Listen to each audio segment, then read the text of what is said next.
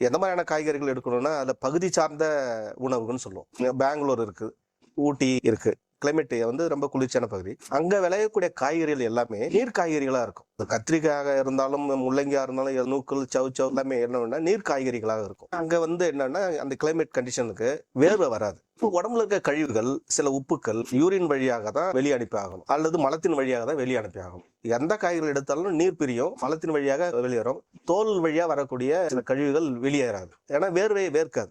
அந்த கிளைமேட்டுக்கு ஏற்ற வகையில அந்த காய்கறிகள் இருக்கும். ஊட்டியில இருக்கிறவங்களுக்கு அல்லது பெங்களூர் இந்த மாதிரியான பகுதிகளில் இருக்கக்கூடிய காய்கறிகள் அந்த பகுதி மக்களுக்கு அது சிறந்தது. அதுதான் அவங்களுக்கு நாட்டு காய்கறி. என்னுடைய பகுதி பாண்டிச்சேரி, கடலூர், இந்த பகுதியில் விளையக்கூடிய காய்கறிகள், அவரைக்காயில இருந்து, உண்டைக்காயில இருந்து, பூசணிக்காயில இருந்து, இந்த பகுதியில் இருக்கிற காய்கறிகள் என்ன அப்படின்னா உடல் கழிவுகளை வேர்வையின் மூலமாக வெளியே அனுப்பி ஆகும், சளியின் மூலமாக வெளியில தள்ளணும். சளி என்றது ரத்தத்தை சுத்தப்படுத்துவது. ரத்தத்துல கழிவுகள் சேர சேர சளி வந்துகிட்டே இருக்கும்.